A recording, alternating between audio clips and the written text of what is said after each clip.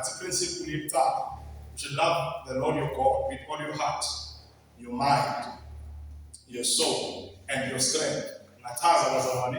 Which is not an unfamiliar scripture that we have. Sister scripture is aside. There are other gods that are worshipped by people directly or indirectly.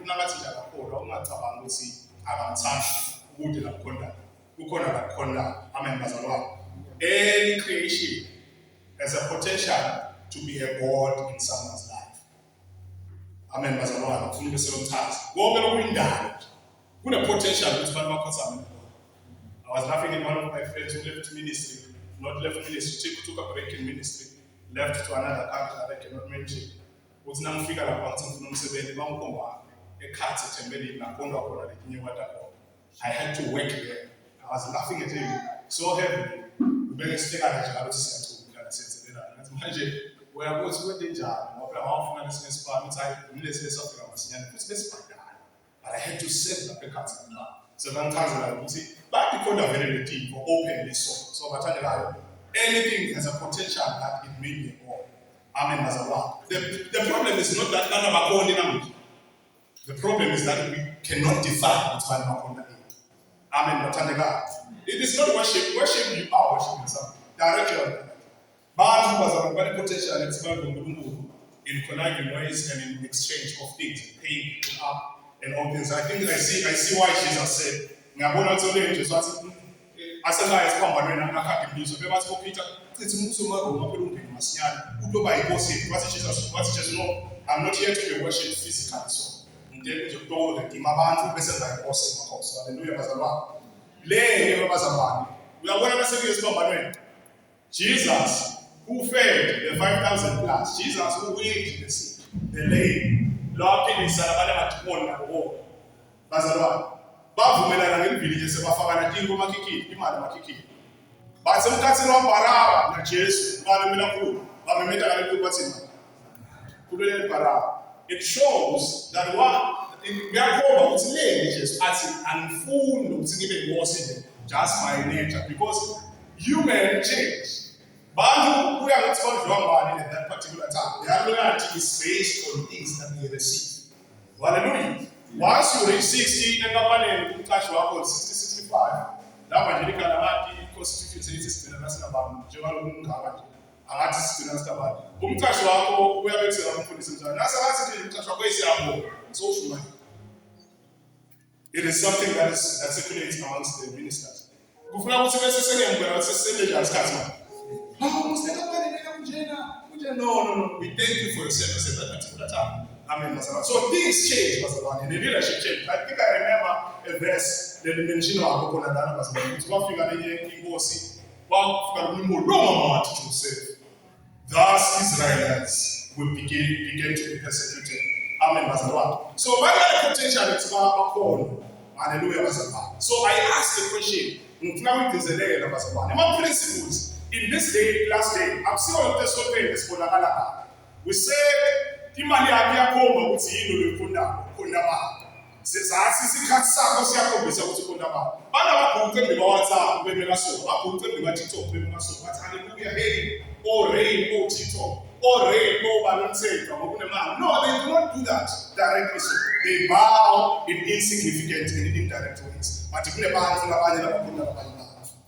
Une potential umuntu etakhonwe adikhaza kubo ngikopela kwabulala Herod wathi sekakansi kune influence so uqinzele wapostoli wahlala esikaleni wathi nasakhuluma uphathi bathi sekukhulume ngathi khulume kumuntu it's the God wathi umazwa because no one can amount to the seat of God kude umuntu lo ngabangulunkulu kulomuntu. That is why Christ has come to remove any other joint that we can have. What's up kukhulunywa nabani ngitheka bazalwane nasingathathwa konke sithathe konke kumele ubaffect indlela yakho nakuthi nje nomthalentsha lemali letha mina anything that you treasure bazalwane ngoba la manje umuntu khona la manje umuntu khona bazalwane egameni lika Jesu lekhona kwakhe khona. That is why Jesus said mammon, others are worshiping mammon. Apostle Paul yange sihlama emakhombe sisusa loyal to as long as wena ubafida ngalokuthi. That is why the Bible says, "Ukonda ini wena." Masitshele lo masitshela lento awasibulala. The life that you are living, not separate hours, separate wonke bazalwane. Iyasibonga ukuthi wena mama ukhona ini, hallelujah bazalwane. So ngathi ke bazalwane, lo unfortunate, the devil is not wearing horns. Ubekele team go design a system ukuthi bantu bakhonde. Sathi ke iprinciple efuna singayikuthi. Iprinciple efuna singayikethi. Kunelo kodwa business. Baneti into lesikhonda ku direct and indirect. Kuneti into letikhondwa. Remove any idol. Ususa uNkulunkulu wakho in your heart. Ngakhumbula kahle ukuthi kwaba melana noNkulunkulu, khona kwaNkulunkulu. Presence ya uNkulunkulu yamelana naDagoni. Dagoni lebekasatha kakhulu. Who was controlling that nation. Bamthatha babafaka ndawonye. Kuthiwa kutawonakala namhla nanchaza leBhayibheli in the book of Kings. Kuthiwa nje ukuthi lana wonke no one was even worshiping the Lompondo lesivumelwano. Kwabakhona lokubhawa. Hallelujah bazalwane. The unfortunate part ukuthi konke lesingafuna ukukhona angeke kusiside kusiyekile phakathi. Siyabona bazalwane. Lema principles nje athi ingiyala bazalwane. It always comes to an end. A person always comes to an end. Man, bonke letinto bazalwane. Kufika lapho nakugcina khona. Amen bazalwane. Kumkhoba ukuthi kusiye that you will not worship any other thing but God himself. Na ufuna ukukhola kwaNkulunkulu, ufuna ukukhola kwaNkulunkulu kuphela. Hayi kuphela bazalwane, ngekuthi nje sikhoneni kuphela bazosifuna ngakho. Konke into lesinathi simungele ukuthi singamkhola kulo. So if God called my son today, if God called my money today, call the judge to quits. God wants the people, the connections, as it comes to an end. Would you still see God? Noma usiye ayekudivole ngoba bazalwane. Ndiyakhona ukuthi into bazalwane kamalanga bakho abantu kulamana. Ngitsike bazalwane principle yethala in the New Testament. Even in the Old Testament, because when we chapter 6, what did you know? Munye ukusibakaza khona yedwa. Amen bazalwane. Namhla bazalwane ngiyacela sijambe I said the principles bazalwane yibo lemiso yoNkulunkulu lengeke siyijama. Ngijake ukuthi singene namhla ngicela sikhulume ngegrace yaNkulunkulu, umusa waNkulunkulu. I know I am jumping up this side people last week asisakhuluma ngayo ngakuthi kufuna ukukholwe kuNkulunkulu kuphela. Lesizathu esafa ekemhlabeni ufuna ukuthi sokholwa yena. Kukholwe yena yedwa kuphela angabhikwa nalutho. Bese ke bathangela namhla ngicela ukuthi ngathi ufuna sikhulume ukuthi ethatha makhelwane wakho nje ukuthi uthatha wena. Those are principles of the New Testament. Summary of the principles that you can get from the scriptures. Konke lokusho kusho ukuthi phila kahle naNkulunkulu, phile kahle nabantu. Can I skip that one bazalwane? Lena leseyithatha ngabe horizontal noma vertical. Kuye kusho bazalwane ngabakhumbini. But after the first khulume ngegrace bazalwane yaNkulunkulu. Angifuni ukukhuluma ngefaith, ifaith engikhuluma ngayo kakhulu. Amen bazalwane. Igrace yaNkulunkulu bazalwane yini? Umusa longakafanelwa lotholwa abantu kuNkulunkulu ngaJesu Kristu. Amen bazalwane. Umusa lokunjalo bazalwane longakafanelwa lotholwa abantu bawuthole ngaJesu Kristu kuNkulunkulu. Nangabe bawufuna baphindze bawamukela umusa. Sivana bazalwane. Grace is something that you do not work for. Igrace yaNkulunkulu iprinciple efuna siyengeke. Ngoba usathubela kunyaka utawutsinga uthi uNkulunkulu yamathwala. Dawuthi ukuthi uNkulunkulu akhombise umsawakho kuwo wakhe kuwo. Njengoba basho egameni kaJesu Hebrews chapter 10. La lithi bona uNkulunkulu sonzelana ngesibili zenza wena endolengwe. Litokona thola umusa ngesikhathi lesifanele. Amen bazalwane. Lokona thola umusa ngesikhathi lesifanele. So now bathande bayo egameni kaJesu Kristu ngiyafisa sibuke lenzabayo umsawakho. Singayiliba. Futhi sisinziswa ngemusa. Bantu bakholwa ukuthi singena kaJesu embusweni waNkulunkulu. Kepha bese nasekuphila bacabanga ukuthi uNkulunkulu is transactional. God gives them things because they qualify. They have done something. That is what I want us to dispute. I know siyazi ukuthi uNkulunkulu vele singena ngemusa kaNkulunkulu sibandla kaNkulunkulu. But I want us to look bazalwane indlela yethu esicabanga ngayo ukuthi umusa nasiphila financial, spiritual, physical. Umusa nasiphila sesiphila transactional with Lord bazalwane solo siphila umusa wakhe uNkulunkulu. Hallelujah bazalwane. Amen. Siphila ngomahhala ngomusa. Akubhadaleli ngomusa. Ngokungekho noma Jesu afesiphambanweni. When creation was called into order by God, nakudala umhlaba ahlelembisa ilwane timfishi. You were not there. We were not there. Hallelujah. But the grace of God already bazalwane ubuye abesavelana namusa. Ngafunza libula uNkulunkulu verse 3 Daliva chapter 6 waGenesis ku verse 8 ikathi no wathola yini umusa phambi kwabani wasimakazi. Noah wathola yini bazalwane umusa. Noah wathola umusa. The first time we met by grace akusiko ku New Testament, it is from the Old Testament. Utafunza libula uNkulunkulu personal ungashiyeki bazalwane wami nasomalazi isikhathi sakusebenzeni. Utafunza libula uNkulunkulu ikhazele naye.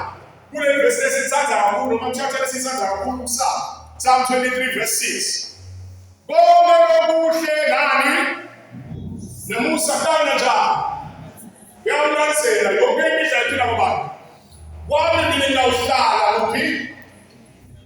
Ngawuhlala endlini kwaSimakazi. Ngawuhlala endlini yaSimakazi. Bathandekayo.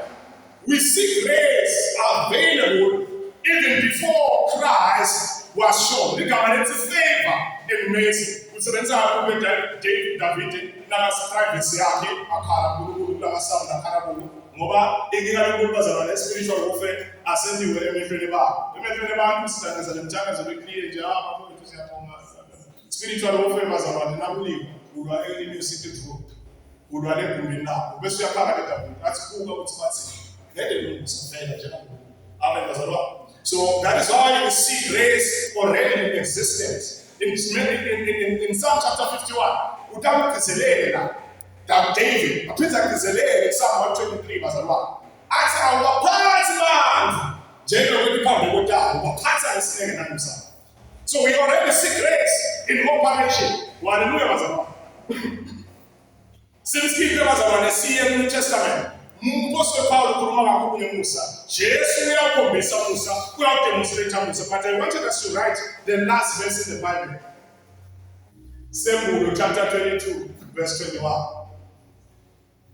Sembulo chapter 22 verse 21. Ukhona lo wasifunzele egameni likaJesu. Ukhona lo wasifunzele bazalwane egameni likaJesu. The last verse in the Bible. Umafunza ngaleso sisa. Umusa wangosi awube njalo bazalwane. Sewubhalile ngamadragon ngobunye kwangwenya ngesitani nekani tikhathi nakubonga. Uthi umusa wangosi, that is how he begins to sin. That is how he ends njalo. Lencwadi uyivala ngithi umusa wangosi awube nakubonge labantu. Hallelujah bazalwane. May the grace of God be with all believers. With all believers. Ngiziyabazalwane sikhulumelane kanje. Bantu bamemukele Jesu bangene kaJesu embusweni wakhe. But operation yabo it is very transactional. Bazalwane umusa uyawehlula umthetho. Umusa uyawehlula yini bazalwane? Umthetho. Lokuthi ngokubhala Old Testament ubhalwe in order yokuvela umthetho. Jesu nakafika uthi angithi kuyothatha umthetho ngithethola njani bazalwane? Ngokubhalisa. Angithi kuyothatha umthetho nje ngokubhalisa umthetho. But uyachaza abantu in the book of Hebrews and book of Romans. Lokuthi umusa sewulengile loluhla lomthetho. Angathuki umuntu namuntu. Angabonakali imbuti yamakhelwane nabo. Umthetho okukhona kuqala ingo letenteke ngaphandle ngephandle umuntu. Kanti umuntu akangoni ngaphandle kuphela. Njengoba wena njengoba akangoni ngaphandle. Umuntu bazalwane uyangona ngekhansi. So umthetho was able to guide. So really we understand. That is why David is said to be one guy who touched what says that it's about grace. David uvakala athi chapter 7 uthi ngihlolisise ngihlola inhliziyo. Check my heart. Lengoma noma ngelokuthi lesithabelako lesithi check me, cleanse my heart. Konke sizwa David.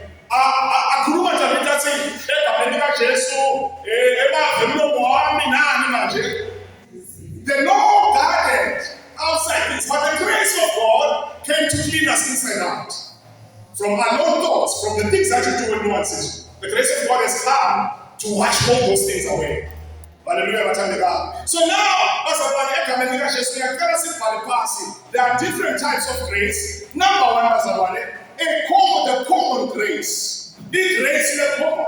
Ngafisa sifunzele la uNkulunkulu because kuthiwa ungeke waqoqa nje umkhawulo ekhipeni yakhe, but ngalethi point asihlale lefisa kwathinza angeke bazalwane I won't be dwelling in reading all the verses egameni likaJesu. Common grace. Psalm 145 bazalwane verse 9. Ukhona wafunza masiyana sifunze masiyane ngendlela nje sizochaza. Bese sichaza lelinye imusa bazalwane ngiyabona ukuthi ngeke ngisabona ukuchaza yonke egameni likaJesu ngala verse. But ukhona wafunza Psalm 145 verse 9 egameni likaJesu. Lasafikile noma wafunza isisi for the sake of time egameni likaJesu. The Lord is good to all, and His tender mercies are over all His works. Msimakathe muhle kubani?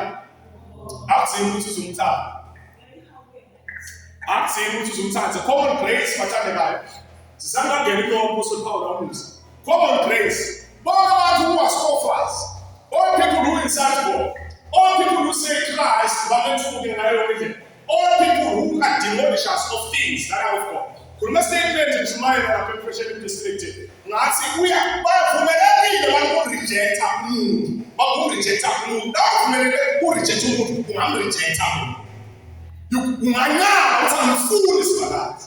Ngiko David abasathi silima saseshekweni saso. Kude kulo labaphili. Bavumelekile bane choice. We are not robots. God doesn't want us to love Him by obligation, but He wants us to love Him by choice and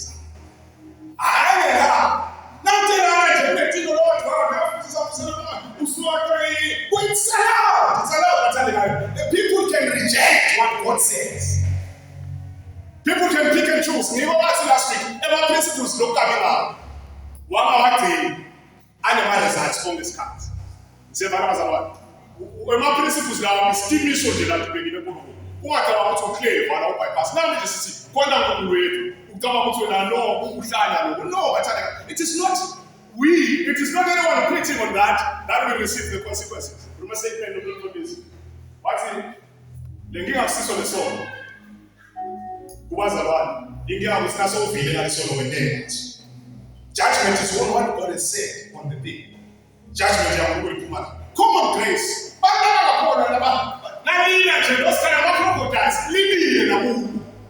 Common grace is where God loves everyone.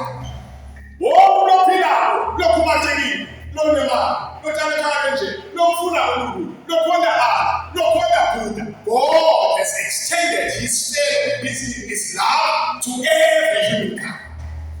Ubatha bazabani nomusa lo unobathi ebathandekayo umuntu noma ngathi khona into nemnyama amadodi aphumelele abemgotha wena noma thakaza 24/7 nangakayi le process lebekiwe kulo mthetho ukuthi wemgotha bazabani ungakhaza ukuthi uyozungene sibili sokushana you can't pray 2 million into your account. God gives them ability, yes, but God gave them ability. That's the first kind of a that is common grace. God loves everyone.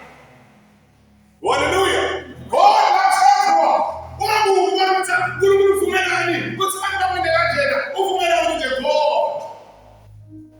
We have the possibility, not the capability. Yet our sons are going back. Emma called up to season 8 or no massive 9 and that's in the back. So our band will come and say, that 8 billion. Emma called up to one and no. The last time Baba was this figure 3 billion. By the way, Professor Christians,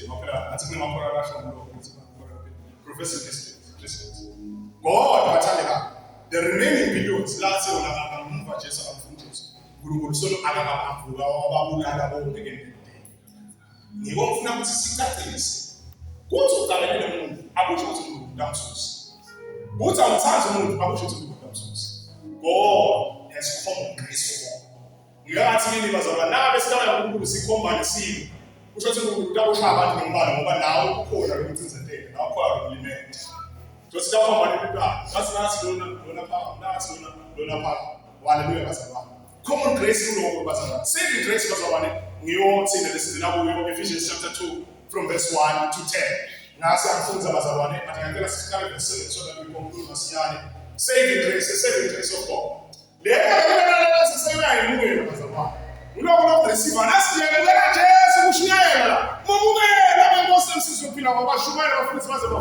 this is the grace that we're talking about. The saving grace of God through Christ Jesus.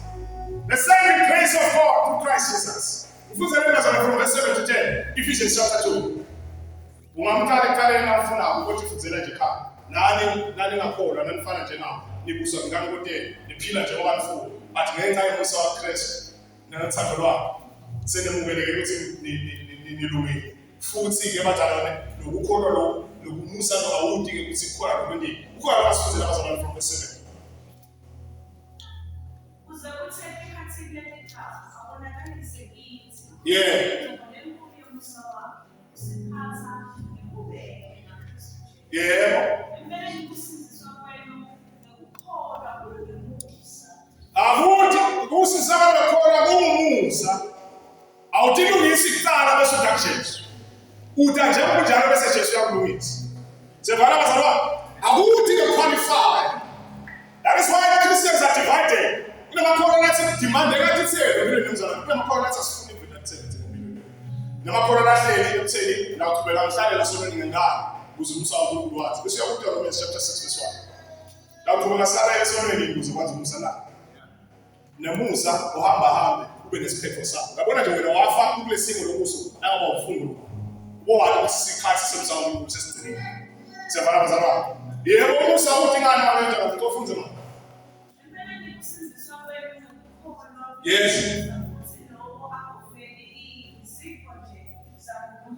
akuveli izipho nje zaNkulunkulu.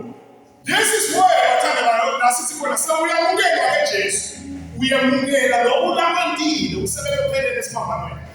Amen bazalwane. It's very important to receive Christ as your Lord and Savior. To receive this free gift. Memukele. Amen. Ukuthi nikela yes, sinikela bemala. Njengokuthi nikela nje ngemini yakho. Njengokuthi nikela emfuzeni wakho. Njengokuthi nikela ku relationship yakho. Lo sikhuluma nje kunemahasi lapho ngaphamdala. Lo wasendela ku WhatsApp. We have given yourself time to that. We want to nikela ku day, but receiving grace it is received through Christ Jesus once. We are moving at it. Father, we put our Shemaiah, please, man. What's the sense is almost 15. Now, my sins is I say, I'm putting my sins is no. That makes life, I'm getting so many examples, where the money are there, where the educated up with Santa. But I don't see this one. I'll see this one. Hallelujah, but since this one. The same grace of God, I see the woman who's a stop presenter necessarily. Sita Mungu bese so yasisebeka then we sin. Amen bazalwane. Now sithola khona justification, what justify? I'll justify ngoba wasekhona wedding. U justify through Christ. Unaka kuba kuwemela Jesus Christ. Lana ngathi awula singena khona sonke. Mposo Paul abiwathi baba na Johnson Mungu baba na baba. Because I was the one who was killing Christians. Because I was the one who was so Saula ongisho phela yebo othanza kumela khashali nokuabuse libandla nangabe libe naNkulunkulu noma abuse abantu igroup of people lebela bavunda phiphinda le because asathi ukuthi uNkulunkulu akahlale ethela akasho ukuthi umi uthi akasho ukuthi uba uthi umi futhi sina kusela wathi libandla liswale umtimba kaKristu umi phela wami bazalwane. This is where believers can come. Akiselela usisokhola ukuthi kube nawo clear. Asisho ukuthi kube kuhlaliswele ngoba kutawala we are saying dedicating yourself. Utimba zakaya Jesu utimikela Jesu. That is supposed to be daily. But la sikasija ngoba asengele nje namuta. Asengele namuta come as you are. But you are not expected to stay as you are. The difference is ayibona ukuthi ukhona imvelo. Hallelujah bazalwane. Kwasho bazalwane bathi kunemehluko kuyevakala nabahlala ngokuthi ibhalwe nabo bantu. Hallelujah bazalwane. Lana ke bazalwane under this grace kungena le forgiveness le acceptance. Under the saving grace afuna ukuhlukanisa kakhulu ukuthasa. Kungena le acceptance uyemukele kaNkulunkulu usolungile. Hayi ngoba unento uqala. Lo muntu lo lapho yosomshumayela nasathi yela Jesu. Jesu kusukela ngalona sokubuka ngeliso lekuthi lo muntu lona manje somukelekile. Hallelujah bazalwane. Amen bathandekayo. Then there is a sustaining grace bazalwane. Then there is a sustaining grace. Mathi ngicetse bazalwane. Sustaining grace. Let us read the 2 Corinthians chapter 12 verse 9. I'm just going to our time seems to have elapsed. 2 Corinthians bazalwane. Umusa jamani. Yeah. Thanks. Yeah, thanks much.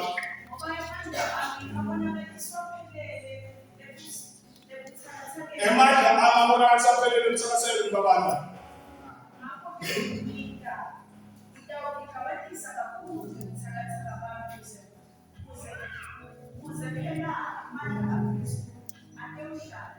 Amen bazalwane. Bazalwane asala keep it out of context in verse into our context. Apostle Paul akakhuluma ngesono. Many people they love to bask in sin, to sit in sin. Bese bathi umthanzana bazalwane. Kude lokho kwendlela ngasazi so. Ungadiyeke. Don't lie to yourself. Don't lie to yourself.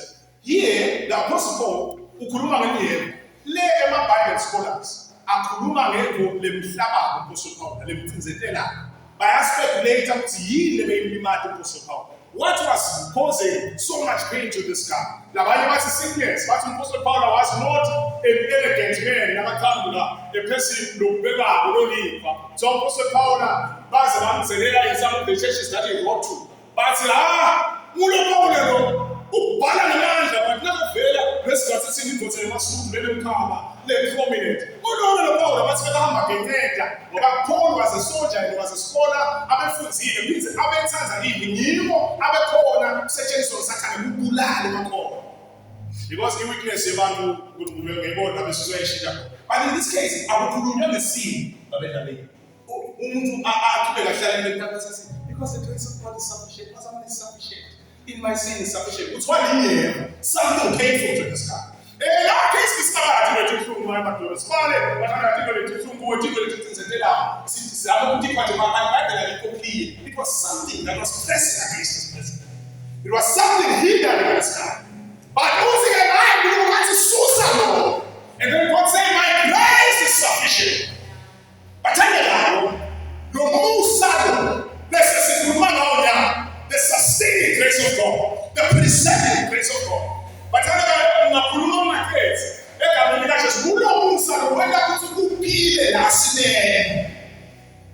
don't want to keep you with now. Peter will better. Yeah, Peter, like I said this. The sustaining grace of God. The Mungulu los enemisha. Mungulu los sinigatos. Liana, Abeliana, Momo, but you can't make it. I say, there's some superpowers and superheroes. But Lahu, no matter it is raining problems and other things. Then God comes and just encompasses you outside the corner lab. So, I'm not telling you. Let's see. I'm not going to take you out, but I'm going to sustain you. And my glory I will get from that. The moon will say, I'm seeing of my Father. I will keep you so that I will show that I'm powerful in that situation. That is what the Apostle Paul says.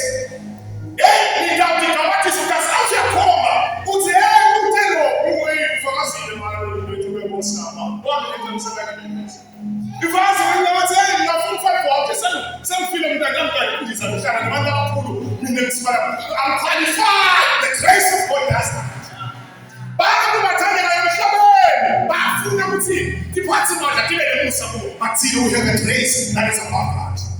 I'm telling you, trying for favors, praying for certain things, praying for certain spiritual work with them. I'm not telling you, there is a preserving grace of God that walks with us. Sing and go, but we are sustained. See,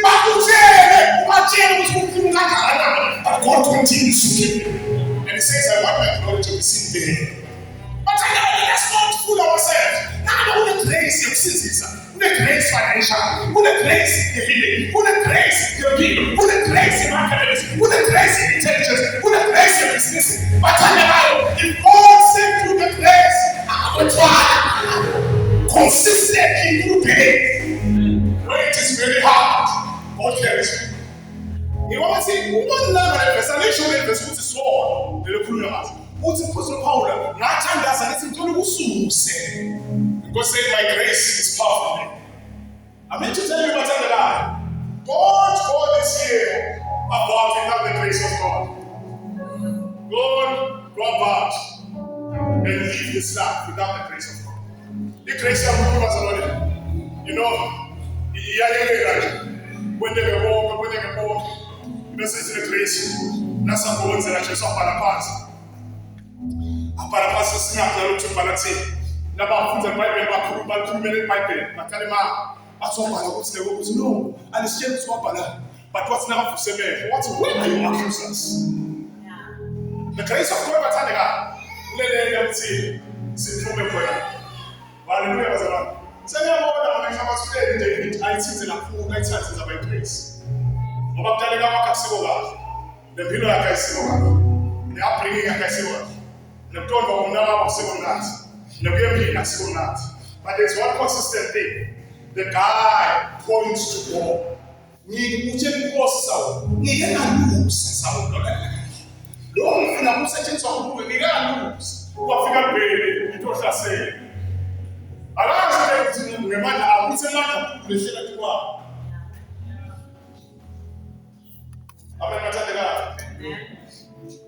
We unfortunately can't preach the prosperity gospel. The little now pull up, then they will. Now fair without prolong our shout and as God. Sometimes you attend as a heart, you pull up, you will listen to Stefan. I'm going to do that's when come home. I can't imagine them as he come home. I'm going to see Stefan, Susie, and Paul up with them. And Paul, the silence up with them. But no. The economy is just come home. In all the things that happen, there's a saving, there's a success, there's a who the Musa will sustain. Uti la limitations for them song. Now, the name called Abama called about the sister would out in that is the saving grace, that is the preserving grace of God. The preserving grace of God material. More than this man, it's a Musa, yes, wound. The Bible says, I can see, we are qualified, more than 1, 2, 3, 4, 5. That is your glory. That is your glory. That is why people who are money, people who are highly educated, 2 PhDs, 3 PhDs, you will come to them and they'll tell you, I live by philosophy. Some are philosophers. I live by this philosophy. She can ask me, it makes sense. Now, sometimes hallelujah, praise the Lord, that makes sense. Politically, they are fine, it makes sense. Deep. But when you are starting, then you're trusting the grace of God, walking with God, traveling with God. But tell you, as I see you apply this, who get on some? Who's this man? Hallelujah. Nina kazate nina ngena sentiment. Woba ekameni just me. God wants to accomplish something. But the grace of God cannot allow. Bavumela abantu ngishilo namthanda bavumela abantu uthi nakakhuluma sathana tshela ukuthi umbiyele. Don't want to get into personal testimony. Uthi umbiyele. Awususe ukuthi ukuthi sitobona mhlawumbe. Uyavuma.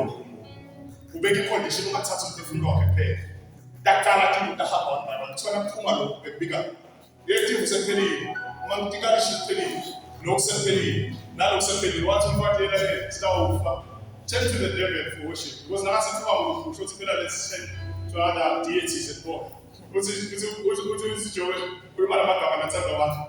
kanti singawubukela lokuhle kuphela yini. Kanti umuntu awuvuma ukuthi indlela ehambe kahle kuphela yini. Kunamagama-ke lapho esizolawa athi nguye nophila. Nguye ophinze lona njalo. So by the way, God was not killing things, that's all. He was taking back his things. So anytime you want to take it, you can take it. But some afflictions, they see, they are manufactured, they are gathered. That's it, something. Yes, I'm learning that no one is immune to trouble. No one is immune to starting a problem. But you don't tell that things about it. That manufacturer, they did manufacture. But you see, this one also did a man job. You get a lie. You see, but no, we have 142. But you see, me out. But what about 7